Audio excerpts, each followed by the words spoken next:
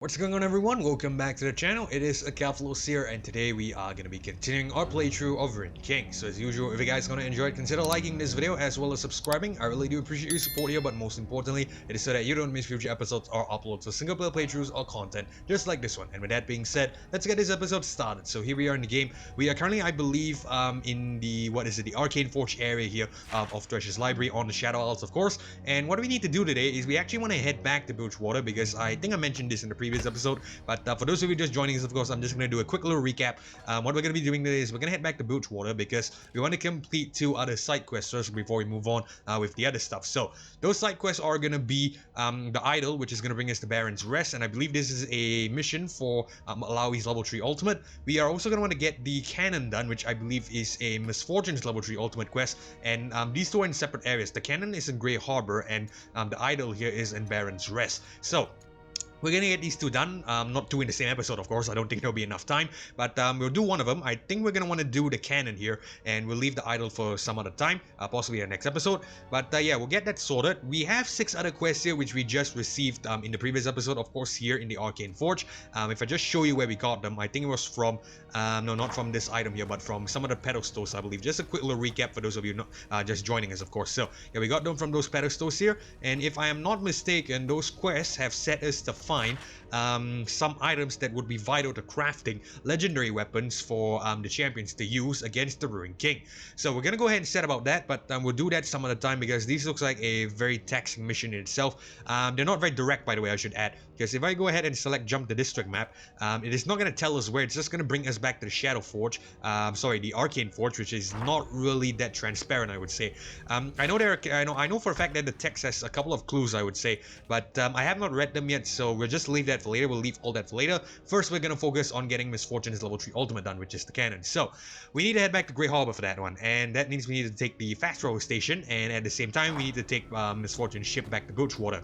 What I'm gonna do is, I think you pretty much know the drill. We're just gonna head back to Drownport Landing, and then we're gonna head to Grey Harbor back in Bilgewater. So pretty much, it's pretty straightforward. So what I'm gonna do is I'm just gonna cut the video here, and I will meet you guys back in Grey Harbor, just outside Grey Harbor. Okay, everyone, we are back, and as I promised, we are just outside of Grey Harbor here. I believe in some place called the Docks Blockhead. So yeah, this is where we are, the Docks Blockhead. We have actually been to this area the first time around. I think it was episode 10 or something. I can't remember. It was one of the very early episodes where we were just being introduced into the game. I think this was where we met Yasuo as well, so it was kind of cool. So since this is a new area, no, not really a new area. It's a revisiting of an old area, but in some ways new. That's a paradox for you to ponder. But yeah, since this is in some ways a new area, I think you understand what I'm trying to say. But yeah, since we are revisiting a old new area, what I decided to do was I decided to go ahead and just swap the team up a bit. So we went with Misfortune, Brom, and Alawi here. No apparent reason. Mainly Misfortune is because this quest is revolving around her, so I think it would make sense to bring her along.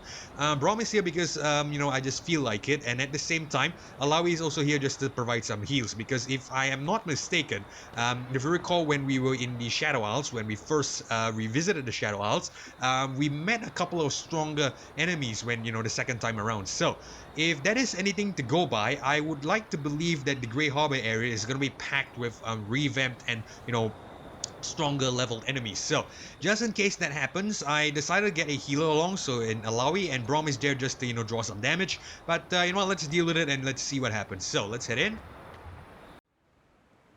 Okay, here we are. So here we are in Grey Harbor, as foreboding and as ghastly as ever. Okay, let's see what we get here. I am gonna drop a scan first. I see an enemy up ahead. I want to see what level is that guy up there. Level 17. Okay, so looks like we get the 10 level advantage on him. I know for a fact that fighting under level enemies will not provide us any XP. So in that case, if if this first guy is anything to gauge by, I would say this entire dungeon is going to be filled with underlevel enemies, and if so, we could possibly go ahead and do this. Let's go ahead and just take a chance. We're going to head back first bits, because what I want to do is I want to bring stronger allies here. So when I say stronger allies, I mean more aggressive and more attack-minded, attack-oriented allies. So what I'm going to do is I'm just going to quickly swap out the team. I am going to drop Brom and Alawi. I am going to go ahead and bring, I think, Yasuo and Pike. I know Pike was in the previous dungeon, but I am just going to go ahead and bring him regardless, because like I said, we are facing potentially weaker enemies, so it's not really that significant. Ari can wait as well because she has a heal, so I'm not gonna be too bothered about the heals and stuff. We should be fine. Hopefully I'm not wrong here, and hopefully I don't eat my own words, but it's a chance I'm willing to take, so we'll see what happens. So we are gonna go very aggressive here, and hopefully we are able to deal with it. Hopefully this loading screen is quick. It is exceptionally long for some reason. Not really sure what's going on. Okay, there we go. Okay, let's head back inside into Grey Harbor and see what we need to do. Again, we need to be on the lookout for Misfortune's quest there, so I think we should probably check the map real quick when we are in there. Like I said, the first enemy was really weak, so I'm gonna guess that the entire dungeon is gonna be filled with fairly weak enemies. But you know what, just to be, you know, just to save us some time instead of running around like a headless chicken here, let's just go ahead and just check and see what we need to do. So if we zoom out, we should see some sort of star somewhere. There we go. There's the star, and apparently it is in this area, which if my memory is correct, this is some sort of warehouse, some sort of abandoned warehouse if I'm not mistaken, and it is inside there. Okay, so what is the quickest way there? We can either there are a couple of entrances, this side and this side. This one looks like the nearest, and this is I believe this is a door here if I'm not mistaken, if memory serves me correctly. And the quickest way looks like this side, so we just head towards if I'm not mistaken, there's a store here, so we head into the store, we head out of the store, and we head down this singular pathway, and it should bring us to this door, compared to this side where we have to go through the entirety of Fleet Master's office. It could be fast as well, but I think this might be faster. Okay, let's go ahead and head to the left. We already know that the enemies here are fairly weak, so we're not gonna deal with them. Level 17, he is possibly gonna run, so let's go ahead and head into this door, head into this store, I should say. Okay, we are gonna bypass the storekeeper because if I'm not mistaken, he sells very undervalued goods, so we are not gonna be too concerned with him. Let's head out and see what awaits us. Alright. Okay, more level 17 enemies. They don't look like a threat, so we're just gonna leave them. Leave her. Well, I think it was a female enemy there, female NPC. Let's run. Big chunky fellow here, he is also gonna run. A very nice view of the Clario estate, which reminds us of what we did here. If you recall, we solved the puzzle of the Clario family, and we got the Clario locket, which was very good for Yasuo in the early stages, and I believe it was on Misfortune for quite some time before, you know, there were some better items. Okay, let's head into this warehouse here and see what awaits us. Alright, we have an NPC up ahead, but he doesn't look like he's running, so could be interesting. What do we have here, boys? Someone trying to take loot from the looters. If you want this blueprint, you're gonna have to pry it from my cold dead hands. Or more likely, I'll claw something valuable out of yours. People know better than to talk to me that way. Those still alive anyway. Get him.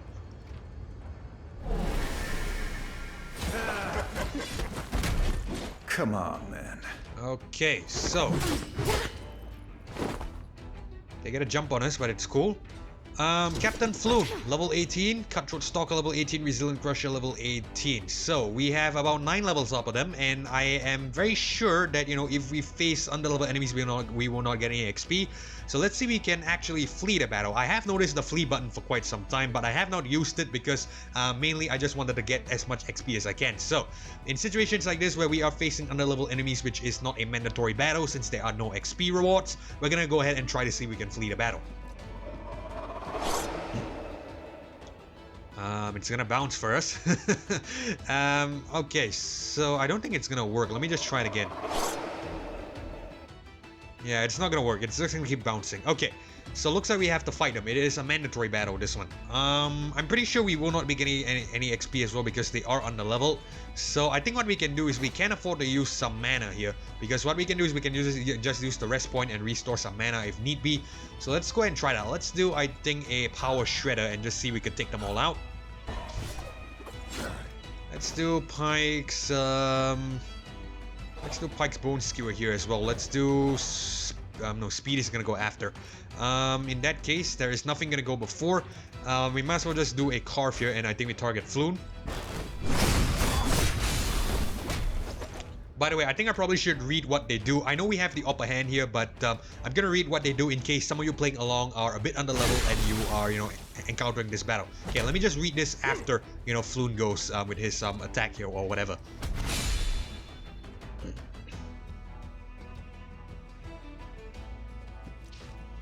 And his buddy, the Resilient Crusher, of course. Okay. Alright, Yasuo's turn is up. This will give us the opportunity to read. Let's go ahead and go inspect and see what they do.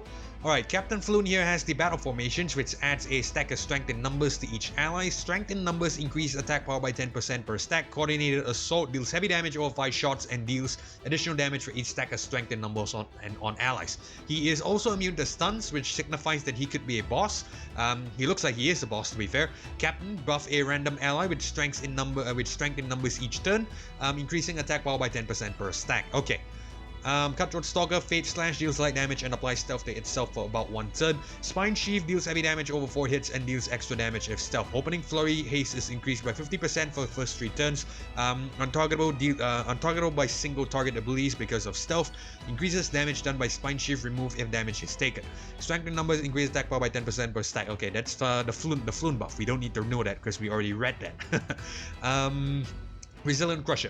Bounce back deals more damage back to attacking champions. Remove and hit by a speed lane attack. Wallop deals heavy damage over 3 hits. Fast Metabolism heals self for 89 health when attack. Removed by poison. Strength in numbers we already know. Bounce back deals 223 true damage back to attacking champions. Remove and hit by speed lane attack. Okay, so I don't think this is going to be too important because this could be a bit...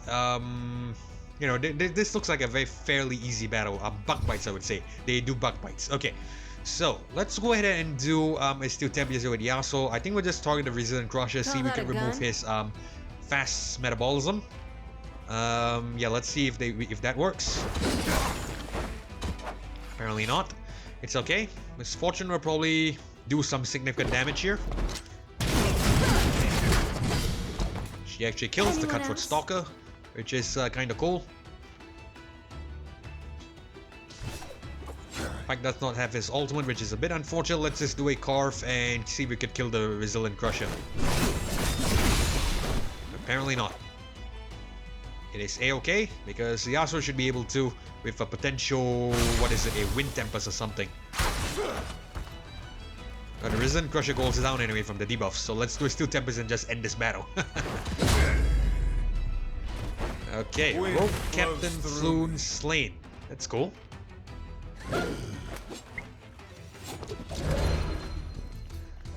Alright, so as expected, 0 XP. That was a fairly easy battle. To be honest, this was a very underpowered opponent. I think we were supposed to take them on early on, but I must have delayed it for later because I was so engrossed with the main storyline. If that was the case, I apologize. Probably should have done that earlier, but it's okay. For those of you who are struggling out there, I don't want to be too, too arrogant and say, because I might not know how actually difficult it is if you're at the same level. But going off what I just battled, I think it was quite easy, to be honest. So hopefully it's not too much of a struggle. Okay, let's go ahead and carry on. We are not going to be too concerned about this because 0 XP and typical, all bark and no bite. Now what do we have here?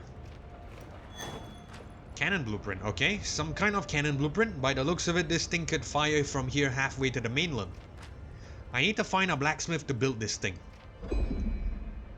Okay, so we need to find Bilgewater's blacksmith to give the cannon blueprints to. So if I go ahead and check the map, it should tell us where this blacksmith is, right? I'm not really sure where the hell is Bilgewater's blacksmith, to be honest. Let's go ahead and just jump to the district map. Hopefully it can tell us some clues. It is gonna bring us to the Shadow Isles, which is interesting.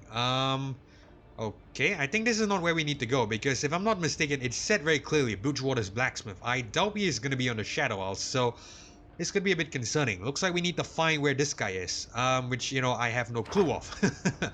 Okay, I tell you what, since I myself am not sure where this guy is, I don't want to, lead you guys on a wild goose chase around Bilgewater and essentially, come up short or, waste your time. So I think what I'm going to do is I'm going to spend the time looking for this blacksmith, and I think what I'm gonna do is I'm just gonna cut the video to when I do, just to save everyone some time and just be very, very direct with it. So I think it's also good because for those of you watching out there who are, using this as a guide video, it could help you with your quest. And of course we run into an enemy here. Okay, let's see if we could flee from this guy because he is a waste of time.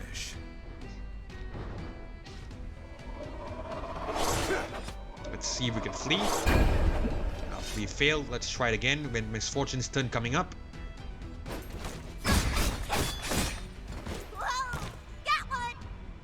Yeah, gonna be, that's the only one you're gonna get, buddy. Let's see if we could flee from her. There we go.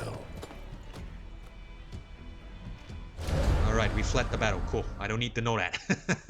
Okay, as I was saying, I am gonna go ahead and explore Bilgewater on my own and see where we can find this blacksmith. So what I'll do is I'll just cut the video ahead to when we do, just to save everyone some time and just to be very, very direct with our quest here. So yeah, I'll see you guys in a second. Okay guys, we are back and I did some lengthy exploring of Bilgewater. I probably know more than I should have now, but you know what? We are gonna leave that for some other time. I'm not gonna go too in depth about it because obviously there's not enough time, and I would like to get to the point and cut to the chase. Mainly, just zoom in on the objective of this entire episode, which is to get Misfortune's level 3 ultimate done.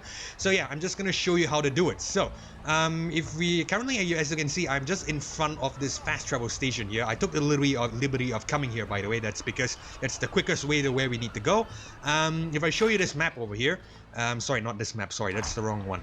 If we go ahead and interact with this fast travel station, okay, there we go. So the place that we need to go is we need to head to the Slums Market. So let's go ahead and just head over there right now. Okay, here we are in Slums Market, the upper level of Slums Market at least.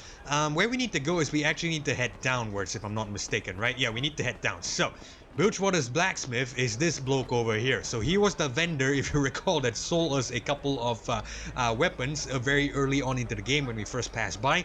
I probably should remember that this guy was the blacksmith because, obviously, as you can see, there is some sort of forge running by the side of the store, and at the same time there is of course a giant anvil by the looks of it. Is it a giant anvil or a work table? I'm not really sure, but yeah, there's a couple of hammers in the background as well, and as well as some sort of plaque, I would say, with a sword emblem of some sorts, as well as a barrel of swords. So I probably should have guessed that this guy was the blacksmith, but it's okay. We found him now, so let's go ahead and just interact with him and tell him give him the blueprints or something, I think. Okay, I have a blueprint I'd like you to look at. Hey, what's this? Looks fancy. Breech loading, reinforced, and an extended barrel. Could this be gangplank? Forget I said anything. I can make this, already have before. Believe me, with these cannons, you'll be able to fire a cannon barrage from one end of Bilgewater to the other. Okay, and we've unlocked Misfortune's level 3 ultimate called Bombardment, which is kind of cool. Unfortunately, we have to check that out some other time because there are no enemies, and of course we are also running out of time. I'd like to think that Misfortune was a bit, being a bit, how would I say it, a bit annoyed, irritated. I'm not really sure what's the correct term here, but how would you say it when someone is like it's like yeah I know that type of feeling, I would say. Yeah, I think Misfortune was feeling around thereabout. That's because it looks like this guy actually crafted a weapon for gangplank her sworn enemies. So I would imagine she's a bit irritated. So kind of cool. Okay, regardless, we are gonna leave that for now, and I think we're gonna end the episode here because, like I said, we're also running out of time. And pretty much, yeah, we are gonna want to leave this thing. We're just gonna want to leave this here. So, if we go ahead and check the quest log, we only have the idol left, which is gonna bring us the Baron's Rest, which I believe is where we're gonna get Alawi's level 3 ultimate. Now, if I'm not mistaken, as well, Baron's Rest is pretty much down the road, right? Yeah, it's pretty much down the road, up over here. If I just go to this ledge, because I know for a fact this is where it is. Yeah, so if we go to this ledge, there is an elevator that's gonna bring us down, but we're gonna do that some other time. And Baron's Rest looks like it's in this what do you call this? This house over here, I would say. So yeah, we're gonna leave that for some other time because like I said, we're running out of time. So hopefully you guys enjoyed this episode of Ruined King. This guide, I would say, this guide of how to unlock Misfortune's level 3 ultimate. Hopefully you found it helpful as well, and if you did, consider liking this video as well as subscribing to the channel. Really do appreciate your support here, but most importantly, it is so that you don't miss future episodes or uploads of single player playthroughs or content just like this one. And with that being said, this is Cutthroat signing off. Thank you so much for watching. Thank you so much for joining me. Hopefully I catch you all in the next episode as well. Goodbye.